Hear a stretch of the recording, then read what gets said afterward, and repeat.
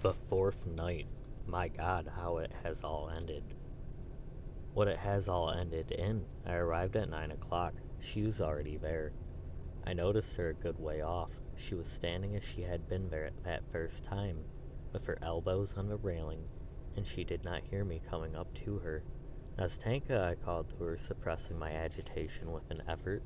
She turned to me quickly. Well, she said. Well, make haste. I looked at her in perplexity. Well, where is the letter? Have you brought the letter? She repeated, clutching at the railing. No, there is no letter. I said at last. Hasn't he been to you yet? She turned fearfully pale and looked at me for a long time without moving. I had shattered her last hope. Well, God be with him, she said at last in a breaking voice. God be with him if he leaves me like that. She dropped her eyes and tried to look at me and could not. For several minutes she was struggling with her emotion. All at once she turned away, leaning her elbows against a railing, and burst into tears. Oh, don't, I began, but looking at her, I had not the heart to go on. And what was I to say to her? Don't try and comfort me, she said. Don't talk about him. Don't tell me that he will come, that he has not cast me off so cruelly, and so inhumanely as he has. What for? What for? Can there have been something in my letter, that unlucky letter? At that point, sobs stifled her voice. My heart was torn as I looked at her. Oh, how inhumanely cruel it is, she began again. And not a line, not a line. She might at least have written that he does not want me, that he rejects me. But not a line for 3 days. How easy it is for him to wound, to insult a poor defenseless girl, whose only fault is that she loves him. Oh, what I've suffered during these 3 days. Oh dear. When I think that I was the first to go to him, that I humbled myself before him, cried, that I begged of him a little love. And after that, listen, she said, turning to me, and her black eyes flashed. It isn't so. It can't be so. It isn't natural. Either you are mistaken, or I perhaps. He has not received the letter. Perhaps he still knows nothing about it. How could anyone? Judge for yourself. Tell me, for goodness sake, explain it to me. I can't understand it. How could anyone behave with such barbarous coarseness as he has behaved to me? Not one word. Why, the lowest creature on earth is treated more compassionately. Perhaps he has heard something. Perhaps someone has told him something about me. She cried, turning to me inquiringly. What do you think? Listen, Nastenka, I shall go to him tomorrow in your name. Yes. I will question him about everything. I will tell him everything. Yes? Yes. You write a letter. Don't say no, Nastenka. Don't say no. I will make him respect your action. He shall hear all about it, and if... No, my friend, no, she interrupted. Enough. Not another word. Not another line from me. Enough. I don't know him. I don't love him anymore. I will forget him. She could not go on. Calm yourself. Calm yourself. Sit here, Nastenka, I said, making her sit down on the seat. I am calm. Don't trouble. It is nothing. It is only tears. They will soon dry. Why do you imagine I shall do away with myself, that I shall throw myself into the river? My heart was full. I tried to speak, but I could not. Listen, she said, taking my hand. Tell me you wouldn't have behaved like this, would you? You would not have abandoned a girl who had come to you. Of herself, you would not have thrown into her face a shameless taunt at her weak, foolish heart. You would have taken care of her. You would have realized that she was alone, that she did not know how to look after herself, that she could not guard herself from loving you, that it was not her fault, that she had done nothing. Oh dear, oh dear. Nastenka, I cried at last, unable to control my emotion. Nastenka, you torture me. You wound my heart. You are killing me, Nastenka. I cannot be silent. I must speak at last. Give utterance to what is surging in my heart. As I said this, I got up from the seat. She took my hand and looked at me in surprise. What is the matter with you? She said at last. Listen, I said resolutely. Listen to me, Naztanka. What I am going to say to you now is all nonsense, all impossible, all stupid. I know that this can never be, but I cannot be silent. For the sake of what you are suffering now, I beg you beforehand to forgive me. What is it? What is it? She said, drying her tears and looking at me intently with a strange curiosity gleamed in her astonished eyes. What is the matter? It is impossible, but I love you, Naztanka. There it is. Now everything is told, I said with a wave of my hand. You will see whether you can go on talking to me as you did just now, whether you can listen to what I am going to say to you. Well, what then? Naztanka interrupted me. What of it? I knew you loved me long ago, only I always thought you simply liked me very much. Oh dear, oh dear.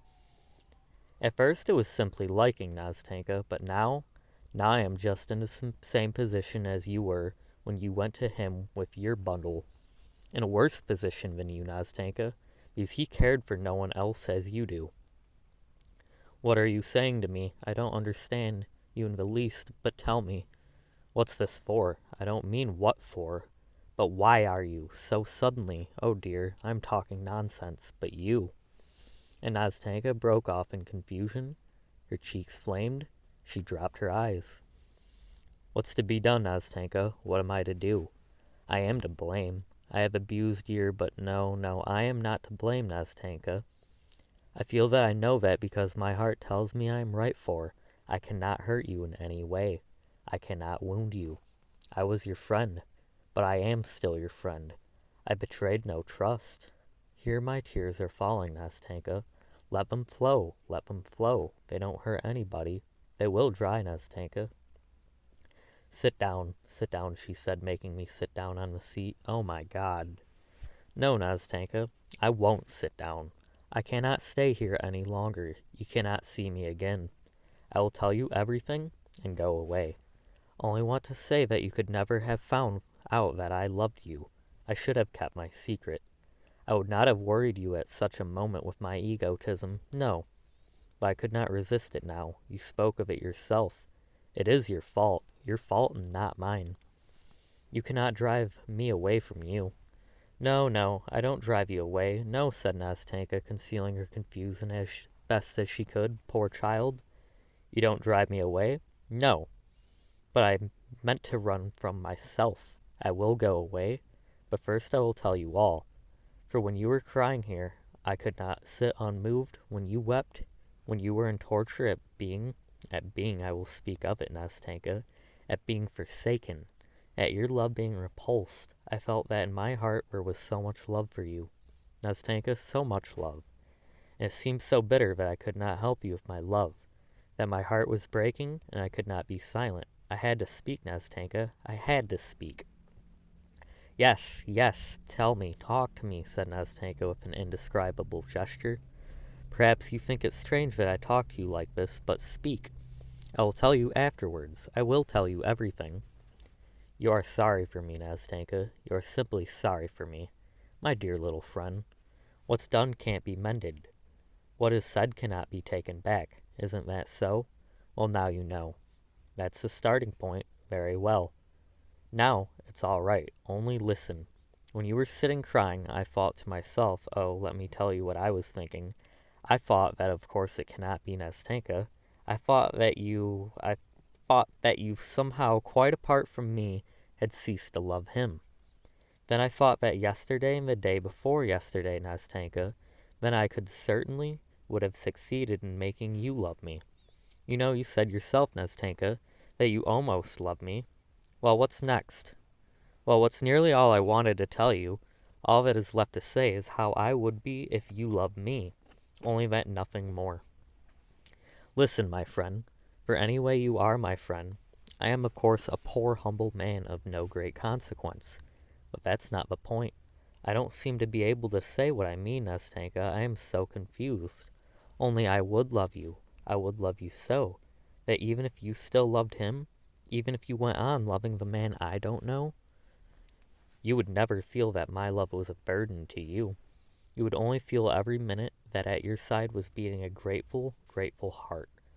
A warm heart ready for your sake. Oh, Nastenka, Nastenka, what have you done to me? Don't cry. I don't want you to cry, said Nastenka, getting up quickly from the seat. Come along, get up. Come with me, don't cry. Don't cry, she said, drying her tears with her handkerchief. Let us go now. Maybe I will tell you something. If he has forsaken me now, if he has forgotten me, though I still love him, I do not want to deceive you, but listen, answer me. If I were to love you, for instance, that is, if I only, oh, my friend, to think how I wounded you, when I laughed at your love, when I praised you for not falling in love with me. Oh dear, how was it I did not foresee this? Now was it I did not foresee this? How could I have been so stupid? But, well, I've made up my mind. I will tell you. Look here, Nastenka, do you know what? I'll go away. That's what I'll do. I am simply tormenting you. Here you are remorseful for having laughed at me, and I won't have you, in addition to your sorrow. Of course it is my fault, Nastenka, but goodbye. Stay, listen to me. Can you wait?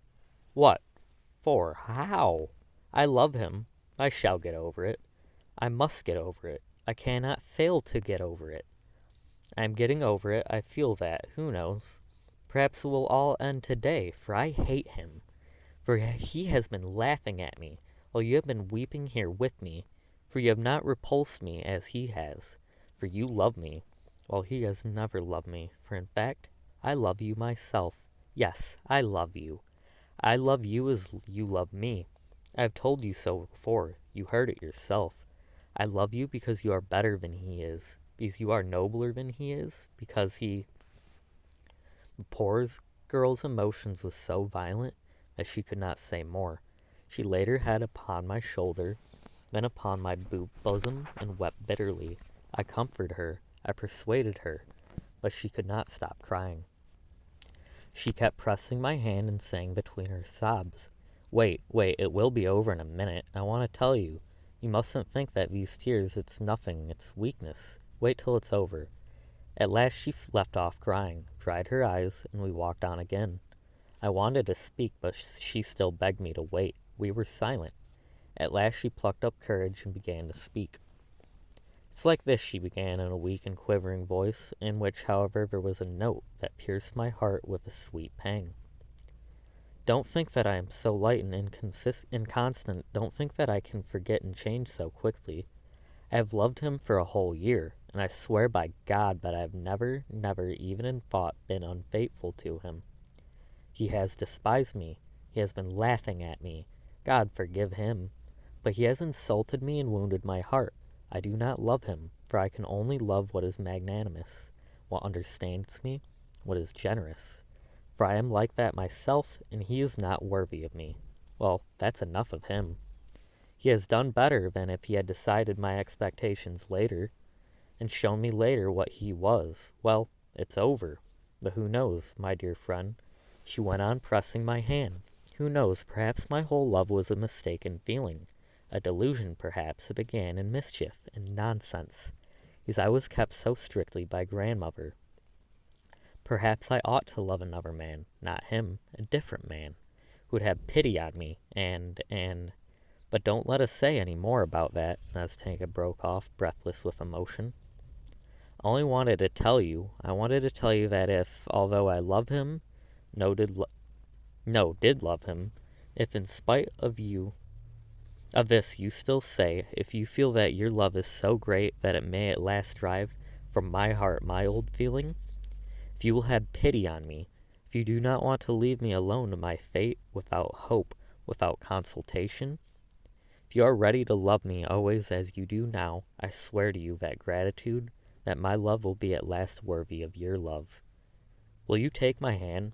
Nastenka, I cried, breathless with sobs. Nastenka, oh, Nastenka! Enough. Well, now it's quite enough, she said, hardly able to control herself. Well, now all has been said, hasn't it? You are happy. I am happy, too. Not another word about it. Wait, spare me. Talk of something else, for God's sake. Yes, Nastenka, yes, enough about that. Now I am happy.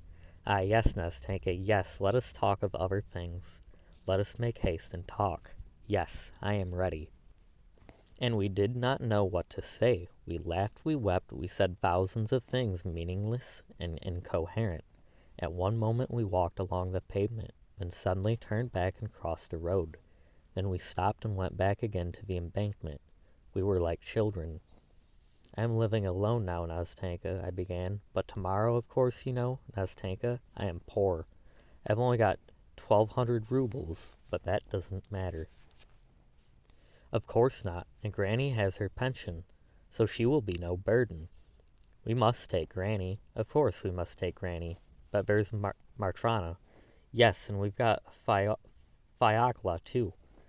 Matrona is a good woman, but she has one fault. She has no imagination, Nastenka, absolutely none. But that doesn't matter. That's all right. They can live together, only you must move to us tomorrow." "To you? How so?" "All right, I'm ready." "Yes, hire a room from us. We have a top floor. It is empty. We have an old lady lodging there, but she has gone away. And I know Granny would like to have a young man. I said to her, 'Why a young man?' And she said, 'Oh, because I am old.' Only don't you fancy, Nastenka, that I want him as a husband for you, so I guessed it was with that idea." "Oh, Nastenka," and we both laughed. "Come, that's enough, that's enough. Where do you live? I've forgotten." "Over that way near X-Bridge B Buildings." It's that big house. Yes, that big house." "Oh, I know a nice house. Only you know you had better give it up and come to us as soon as possible." "Tomorrow, Nastenka, tomorrow. I owe a little for my rent there, but that doesn't matter. I shall soon get my salary. And do you know I will perhaps give lessons. I will learn something myself and then give lessons." "Capital, and I shall soon get a bonus. So by tomorrow you will be my lodger, and we will go to the barber of Seville, for they are soon going to give it again." "Yes, we'll go," said Nastenka, "but better see something else and not the barber of Seville." "Very well, something else. Of course, that will be better." I did not think. As we talked like this, we walked along in a sort of delirium, a sort of intoxication, as though we did not know what was happening to us. At one moment we stopped and talked for a long time at the same place, and then we went on again, and goodness knows where we went, and again tears, and again laughter. All of a sudden Nastenka would want to go home. I would not dare to detain her, but we would want to see her to the house. We set off, and in a quarter of an hour found ourselves at the embankment by our seat. Then she would sigh, and tears would come into her eyes again. I would turn chill with dismay, but she would press my hand and force me to walk, to talk, to chatter as before. "It's time I was home at last, I think. It must be very late," Nastenka said at last. "We must give over being childish." "Yes, Nastenka, only I shan't sleep tonight. I am not going home." "I don't think I shall sleep either. Only see me home." "I should think so. Only this time we really must get to the house. We must, we must.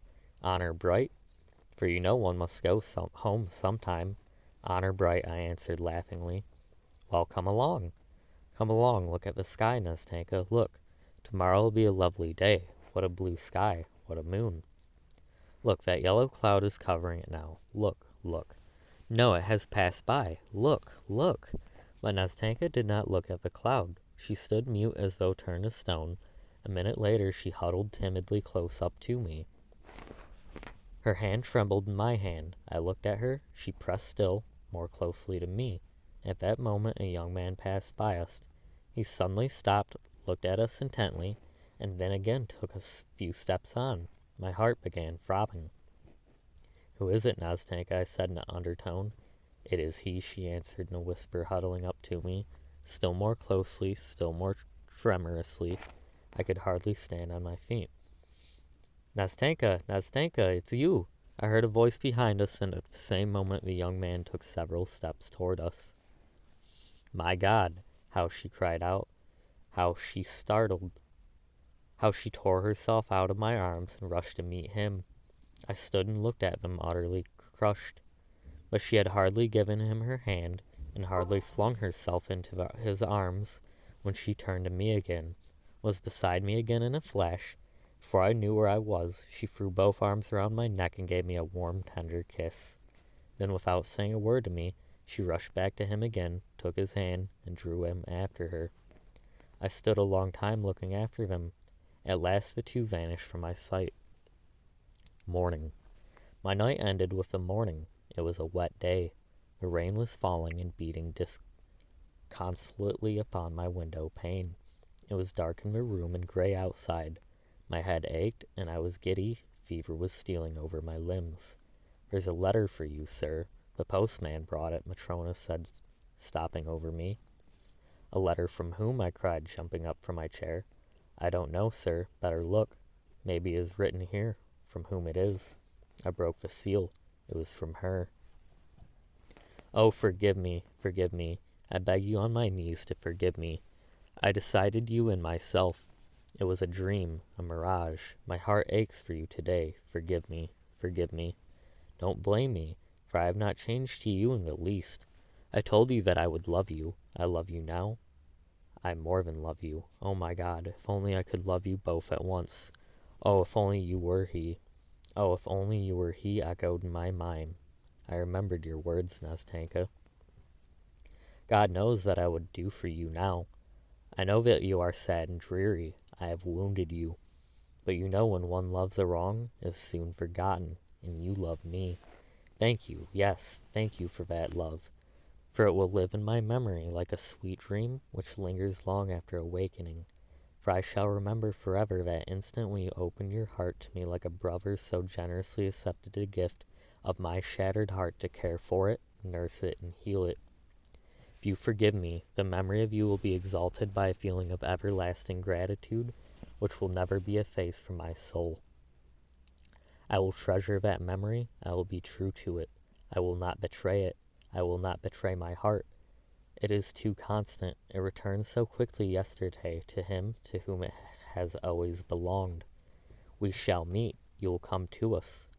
You will not leave us. You will be forever a friend, a brother to me. And when you see me, you will give me your hand. Yes, you will give it to me.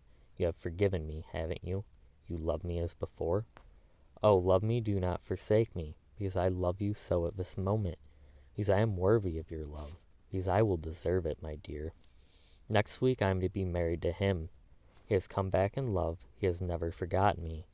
You will not be angry at my writing about him, but I want to come and see you with him. You will like him, won't you? Forgive me. Remember and love your Nastenka." I read that letter over and over again for a long time. Tears gushed to my eyes. At last it fell from my hands, and I hid my face. "Dearie, I say, dearie," Matrona began. "What is it, Matrona?" "I have taken all the cobwebs off the ceiling. You can have a wedding or give a party." I looked at Matrona. She was still a hearty, youngish old woman, but I don't know why all at once I began pictured with her with lustrous eyes, a wrinkled face, bent decrepit. I don't know why I suddenly pictured my room grown old like Matrona. The walls and the floors looked discolored. Everything seemed dingy. The spider webs were thicker than ever. I don't know why, but when I looked out the window it seemed to me that the house opposite had grown old and dingy too, that the stucco of the columns was peeling off, and a crumbling, that the cornices were cracked and blackened, that the walls of a vivid deep yellow were patchy. Either the sunbeams suddenly peeping out from the clouds for a moment were hidden again behind a veil of rain, and everything had grown dingy again before my eyes, or perhaps the whole vista of my future flashed before me, so sad and forbidding, and I saw myself just as I was now, 15 years hence older, in the same room, just as solitary if the same Matrona were grown and no cleverer for those 15 years. But to imagine that I should bear you a grudge, Nastenka, that I should cast a dark cloud over your serene, untroubled happiness, that by my bitter reproaches I should cause distress to your heart, should poison it with secret remorse, and should force it to throb with anguish at the moment of bliss, that I should crush a single one of those tender blossoms which you have twined in your dark tresses, when you go with him to the altar. Oh, never, never! May your sky be clear, may your sweet smile be bright and untroubled. And may you be blessed for that moment of blissful happiness which you gave to another lonely and grateful heart. My God, a whole moment of happiness. Is that too little for the whole of a man's life?